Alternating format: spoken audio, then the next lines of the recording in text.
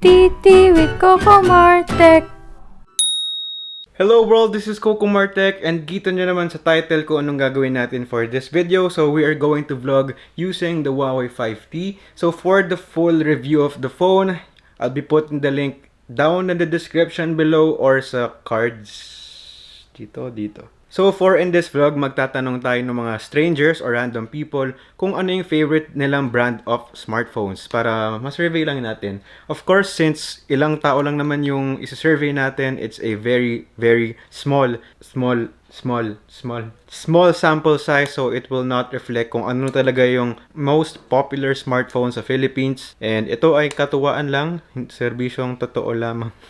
Lahat ng mapapanood nyo na clips ay coming straight from the Huawei 5T. So comment down below kung okay ba pang vlogging yung Huawei 5T. So comment about the video quality and the audio quality coming straight from the microphone. So wala akong gagamiting microphone external. So wag na natin patagalin pa. Let's start the vlog.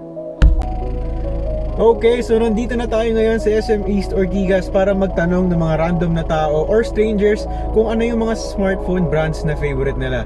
So nahiya talaga ako kasi mahihain talaga akong tao. Ha? Mahihain kaya ako.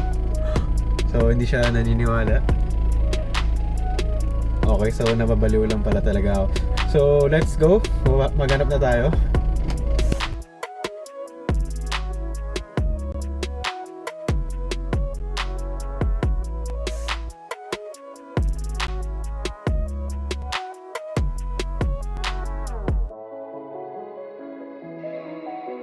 Yung favorite smartphone tsaka bakit? iPhone. Ay, bakit ko yun? Sobrang ganda ng specs sa sobrang linaw ng camera. Legit. Para ba kayong iPhone? Favorite brand po and bakit? Favorite brand is iOS. And then, favorite ko siya kasi nakasanayan ko na.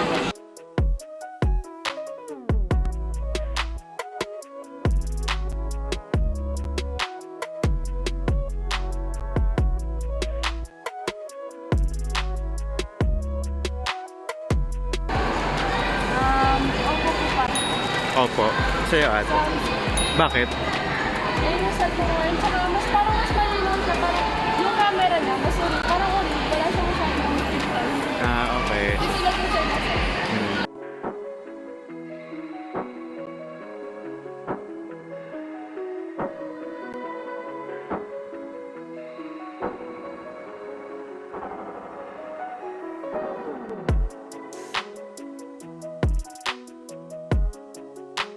Favorite brand lang po na smartphone tsaka bakit po? Samsung. Bakit po? Yan. Wala. Ayun lang ako. Eh kayo kuya? Yung cellphone mo, Vivo. Vivo. Bakit po? May camera. Camera.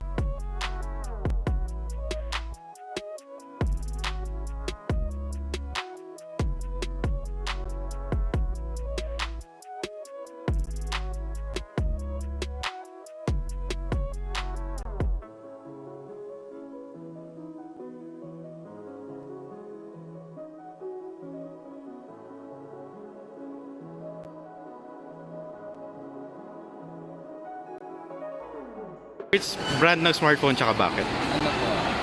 Samsung. Bakit kuya? Kasi po maganda yung processor niya tsaka smooth yung UI.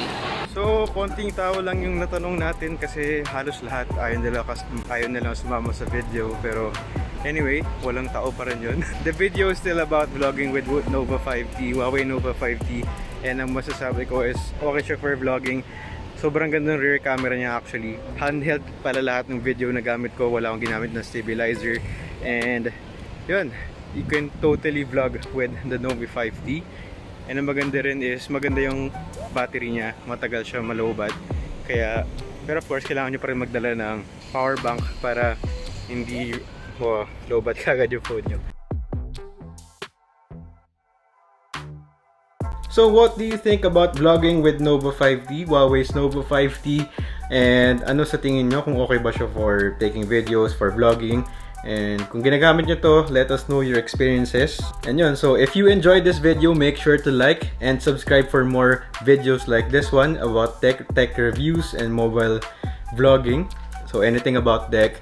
And yun, this is cocomarTech, and I'll see you in my next videos.